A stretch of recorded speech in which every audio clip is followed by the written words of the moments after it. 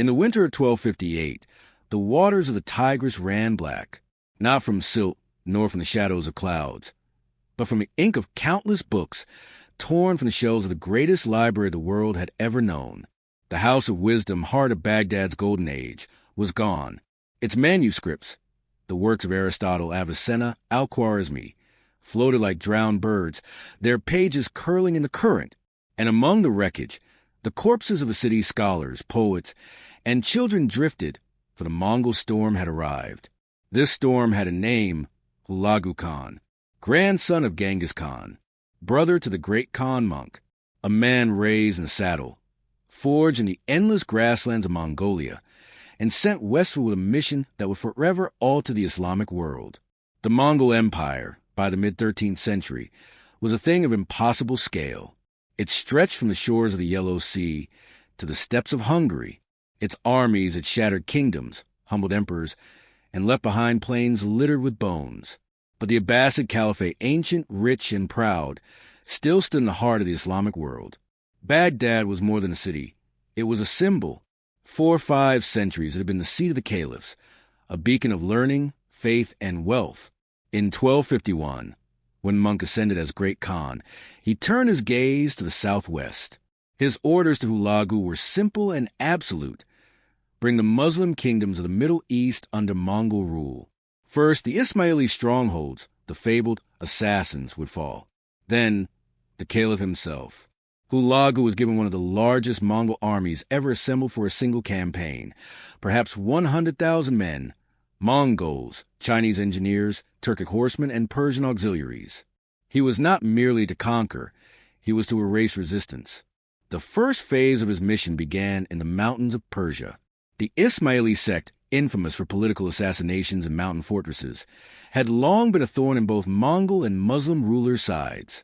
Hulagu's forces advanced methodically, bringing siege engines over impossible terrain, crushing fortress after fortress.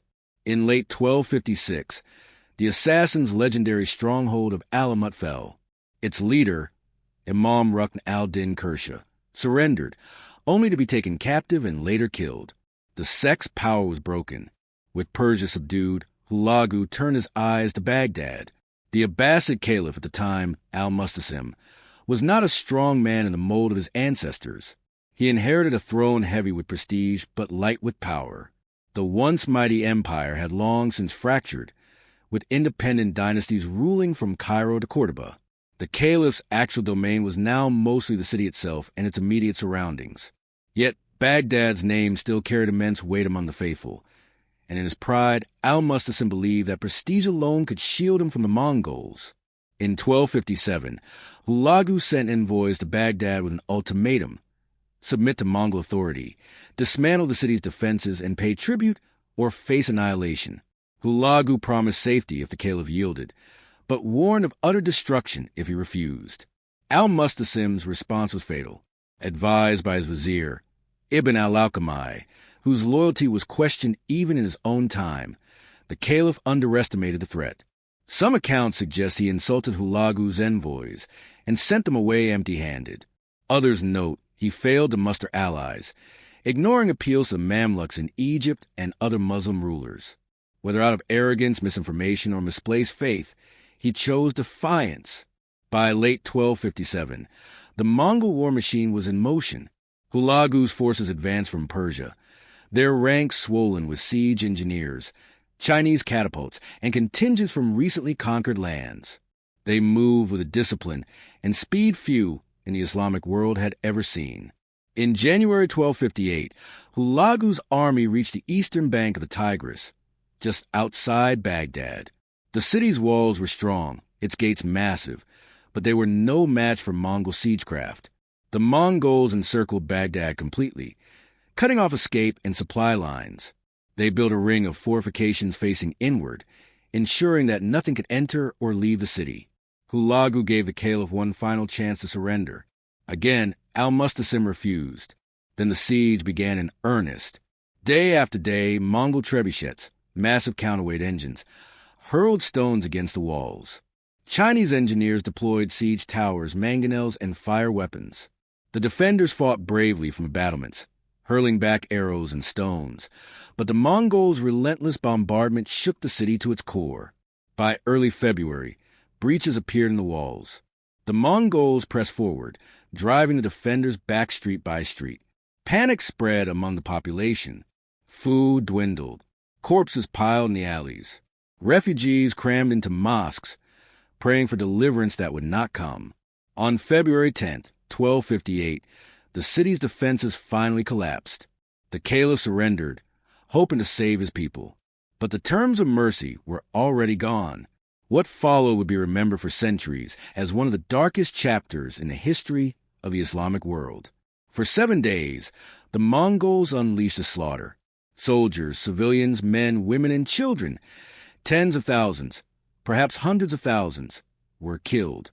Mosques and palaces were looted and set aflame. The great house of wisdom, with its priceless manuscripts, was destroyed. Its books thrown into the Tigris until the river's waters, witnesses claimed, ran black with ink and red with blood.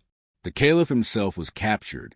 Hulagu, according to Mongol custom, did not wish to spill royal blood on the earth.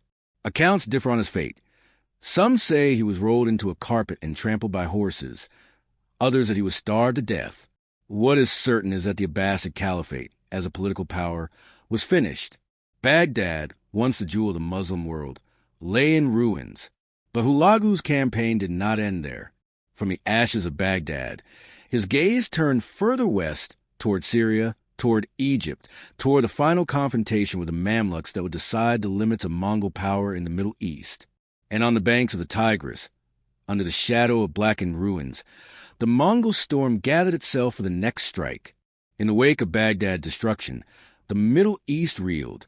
News of the calamity spread on caravan routes and in the whispers of fleeing refugees. In Damascus, in Aleppo, in Cairo, the story was the same. The Abbasid Caliphate had fallen, its capital wiped from the map, its caliph dead. For the first time in centuries, the seat of the Islamic world was empty. Hulagu Khan did not linger among the ruins. His army, hardened from years of conquest, pressed onward, their banners snapping in the desert wind. The cities of northern Iraq and Syria lay ahead, and their rulers, hearing of Baghdad's fate, weighed the impossible choice between resistance and surrender. Many chose the latter. In early 1259, the Mongols took Mosul without a fight, spared only because its ruler, Badr al-Din Lalu, had sent tribute and offered loyalty before Baghdad's fall. From there, Hulagu's forces swept into the lands of the Ayyubid dynasty. Aleppo, once a proud center of trade and culture, tried to resist. It was a brief and brutal mistake. The Mongols breached its defenses, and the city was plundered, its citadel burned. Damascus, hearing what had befallen Aleppo, opened its gates without a single arrow loosed. Hulagu entered the city in triumph, received with a fearful submission. The great mosque was spared, and the Mongols appointed governors to rule in their name. Yet even in surrender, the cities knew that Mongol rule was a yoke that could tighten at any moment. Hulagu's westward march was not merely conquest. It was a calculated reshaping of the region. In Baghdad, he had installed a new administration under Persian officials, signaling that Mongol governance would be pragmatic, but only for the living. Those who submitted could keep their lives and even positions of power. Those who defied him ceased to exist. But beyond the ruined lands of Mesopotamia, a greater force was stirring, one that Hulagu had not yet faced. In Egypt, the Mamluk Sultanate watched the Mongol advance with alarm. The Mamluks were not a dynasty of ancient bloodlines. They were slave soldiers bought as boys from the steppes, the Caucasus, and beyond, trained in war, converted to Islam, and forged into an elite military caste. Through a mix of discipline, skill, and ruthless ambition, they had seized power in Cairo, ending the Ayyubid line. Their leader in this critical moment was Sultan Gatuz, a man of steely resolve who understood that the Mongols would not stop at Syria. Egypt was the last major Muslim power still standing between Hulagu and the complete domination of the Middle East. In early 1260, Hulagu sent envoys to Cairo. They carried a letter demanding unconditional submission, written in the cold, imperious tone of a conqueror. The Mamluks were to surrender, dismantle their defenses, and accept Mongol governors or face annihilation. The letter promised mercy for compliance and destruction for defiance. Kutuz's reply was one for the ages. He had the Mongol envoys seized, their heads cut off, and their bodies hung from the gates of Cairo. It was a deliberate act of war, one that made negotiation impossible.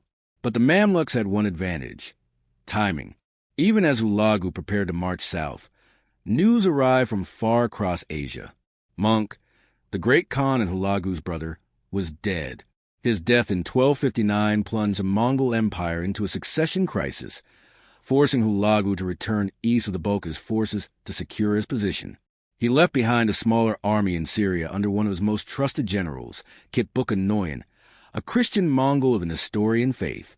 Kitbuka was a skilled commander, fierce and loyal, and he had orders to hold Syria and prepare for the next phase of conquest once Hulagu returned. But his reduced numbers meant that for the first time in years, the Mongol advance was vulnerable. Kutuz saw the opening. He forged an alliance with another formidable warrior, Baybars, a Mamluk general of Kipchak Turkic origin, renowned for his cunning and ferocity in battle. Together, they prepared to march north into Palestine, where Kitbuka's forces awaited. The decisive confrontation would come near the town of Ain Jalut, in the Jezreel Valley, a fertile plain in modern-day northern Israel. It was here, in the late summer 1260, that the tide of Mongol conquest in the Middle East would be tested. The Mamluk army, smaller than the Mongol force but united and determined, advanced under the blazing Levantine sun. Kutuz and Baybars knew that meeting the Mongols head-on in open battle was dangerous. The steppe warriors excelled in mobility and archery. Instead, they planned a trap, using the terrain and deception as their allies. On September 3rd, 1260, the two armies faced each other.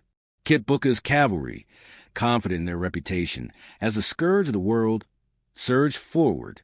The Mamluks met them, then began a staged retreat, feigning panic and drawing the Mongols into a narrow, confined area between hills, a place where their famed horse archery would be less effective. At the signal, Kutuz rode forward, tearing off his helmet so that all his men could see him. His voice rang over the clash of arms. "O Islam! O victory!" The Mamluks turned and counterattacked with ferocity. The battle raged for hours, the air thick with dust and the screams of men and horses. Baybars led flanking maneuvers that harried the Mongol rear, while the main Mamluk force pressed the attack. Kitbuka fought to the last, refusing to retreat. Surrounded, he was cut down, his body left on the field. The victory at Ain Jalut was more than a battlefield triumph. It was the first major defeat the Mongols had suffered since their empire began its relentless expansion. The myth of Mongol invincibility was broken, yet for Hulagu, far away in the east, the news was a bitter shock. His dream of carrying the Mongol standard all the way to the Nile had been shattered. For now, the Middle East would remain divided, with Mongol Ilkhanate rule in Persia and parts of Iraq, Mamluk dominance in Egypt and Syria, and a tense frontier between them. Still, the memory of Baghdad's fall lingered like a scar across the Islamic world. Hulagu had destroyed more than a city. He had ended an era, and though his armies would never again reach as far as the walls of Cairo, the devastation he unleashed in 1258 would echo for centuries. But the Mongol Empire itself was shifting, riven by rivalries between its great khanates. In the west, Hulagu's Ilkhanate would rise as a powerful state, yet always overshadowed by the shadow of what might have been, had Baghdad's fall led to the conquest of all Islam's lands. And deep within Persia, Hulagu Khan himself prepared for the final chapters of his life. Still feared, still powerful, yet haunted by the river that once ran black with ink and red with blood. Hulagu Khan returned to Persia in the aftermath of Ain Jalut, his ambitions for a complete sweep of the Middle East checked, but far from broken. His capital was established in the northwestern reaches of modern-day Iran, in the rich lands around Maraga. From here, he ruled the Ilkhanate, a new Mongol state carved from the ruins of the Islamic heartlands. The Ilkhanate was not simply a military occupation. Hulagu and his successors set about creating a functioning government, blending Mongol traditions with Persian administration. Maraga itself became a center of learning once again, though not the same vast brilliance Baghdad had once enjoyed. Hulagu appointed Persian viziers and tax officials, understanding that ruling a sedentary, urban population required more than cavalry and arrows. His court was a strange mix: Mongol princes, Chinese engineers, Persian bureaucrats, and Nestorian Christian advisors. Religion in the Ilkhanate reflected Hulagu's own inclinations. While the Mongol elite were traditionally shamanist, Hulagu favored Christianity, influenced in part by his wife, Dokas Khatan, a devout Nestorian. This religious leaning played a role in his alliances and enmities. It brought him closer to Christian rulers in the region, including the Armenians and Crusader states, and further strained his relations with the Mamluks, whose legitimacy rested on defending Islam. The political map of the region had hardened into a tense stalemate. To the west, the Mamluks, emboldened by their victory at Ain Jalut, fortified their frontiers. To the east, Hulagu's Ilkhanate remained a formidable force, still capable of devastating raids, but no longer unstoppable. The frontier between them became one of the most heavily guarded and contested lines in the medieval world. But Hulagu's legacy was not built only on battlefields and borders. The sack of Baghdad left a cultural and psychological wound that would endure for generations. Scholars across the Islamic world lamented the loss of the House of Wisdom, not just for its books, but for what it represented: a golden age of science, philosophy, and art that had once connected East and West. The Mongol destruction, whether deliberate or simply the byproduct of total war, severed that continuity. Arab chroniclers, writing decades later, could still summon the horror. They described streets choked with corpses, the stench of burning palaces, the silence that followed the Mongols' departure. The death toll remains uncertain. Some sources claim hundreds of thousands, others fewer, but all agree that the city's population was decimated. The Abbasid line itself survived only in name, later re-established in Cairo under Mamluk protection, stripped of any real power. Hulagu himself never regretted the fall of Baghdad. In his eyes, the caliph had defied the great Khan and paid the price. He saw the destruction as a warning to all who might resist Mongol authority. Yet even within the Mongol court, some recognized that Baghdad's loss had removed a jewel too valuable to destroy. In the decade that followed, Hulagu's successors would try to rebuild trade and scholarship in other cities, but the unique role Baghdad had played could not be replaced. By the mid-1260s, Hulagu faced new challenges. The Mongol Empire, once united under the Great Khan, was fracturing. Rivalries erupted between the Ilkhanate and the Golden Horde to the north, led by Berk Khan, a cousin of Hulagu and a convert to Islam. The two Khanates, though both Mongol in origin, clashed over territory in the Caucasus. The conflict between Hulagu and Berk was more than a dynastic quarrel. It was the first war between Mongol states. Berk, outraged by Hulagu's destruction of Baghdad and his killing of the caliph, considered it a personal and religious affront. In 1262, open warfare broke out along the Terek River. Hulagu's forces suffered defeats in these northern campaigns, the harsh terrain and Berk's skilled horsemen proving formidable opponents. This new Mongol civil war tied down resources and men that might otherwise have been used against the Mamluks. It also marked a turning point. The Mongol Empire was no longer a single unstoppable force, but a collection of competing khanates with their own agendas.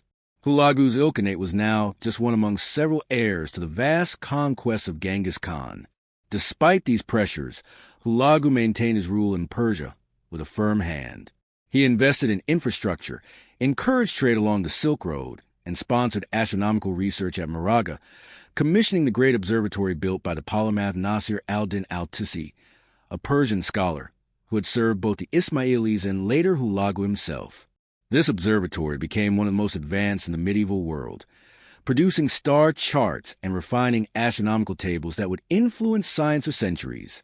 Yet even these achievements could not soften Hulagu's reputation in the Muslim world.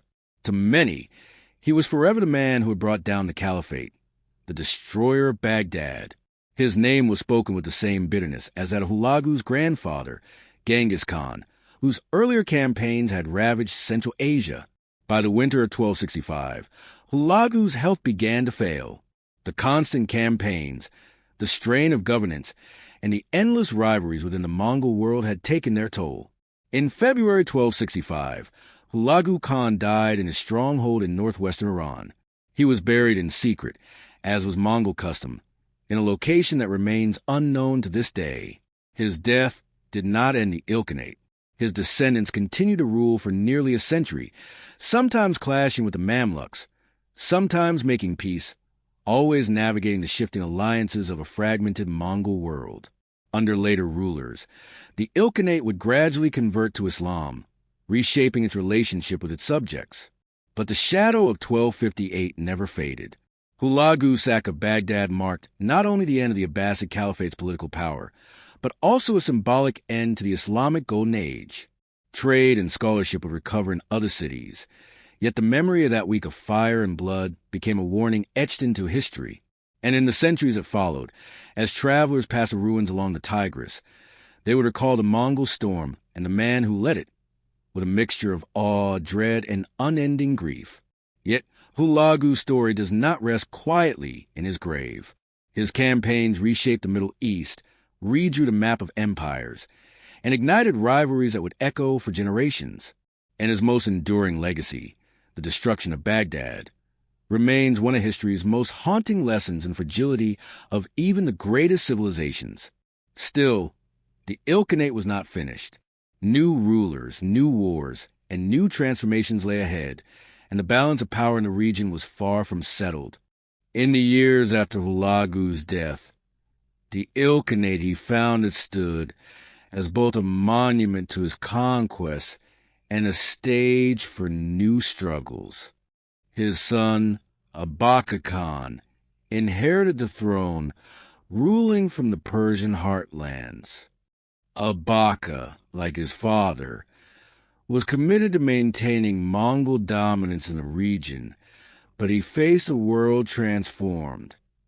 The Mamluks in Egypt had not only survived, they had emerged as the foremost Muslim power in the Middle East, their prestige rooted in the victory at Ain Jalut, and their claim as protectors of Islam after the fall of Baghdad.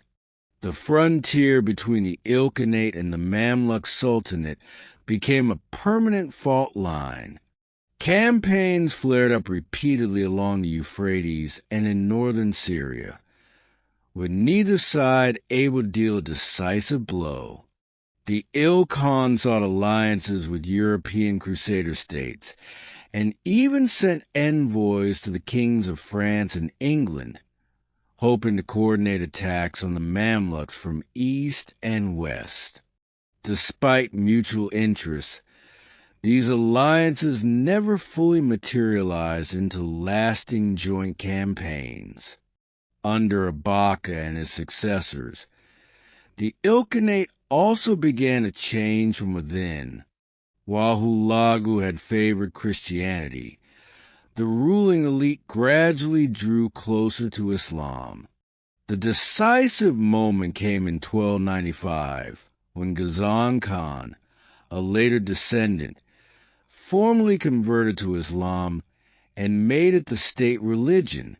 This transformation altered the Ilkhanate's relationship with its Muslim subjects, softening some of the bitterness left by Hulagu's sack of Baghdad. Yet the memory of that catastrophe was too deeply etched to ever fade completely. Baghdad itself would never again regain its former stature, though rebuilt and resettled under Ilkhanate and later Ottoman rule. The city's role as the unrivaled center of the Islamic world was gone forever. The caliphs who once commanded armies and shaped empires now held only symbolic authority, reinstated in Cairo under Mamluk patronage. Their role reduced to conferring legitimacy on the sultans who truly wielded power. The fall of Baghdad had consequences far beyond politics. The destruction of the House of Wisdom and its vast libraries was a cultural tragedy of global proportions.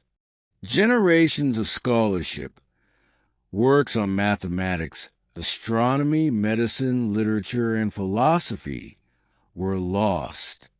While not every book was unique, and some knowledge survived elsewhere, The symbolic blow was immense.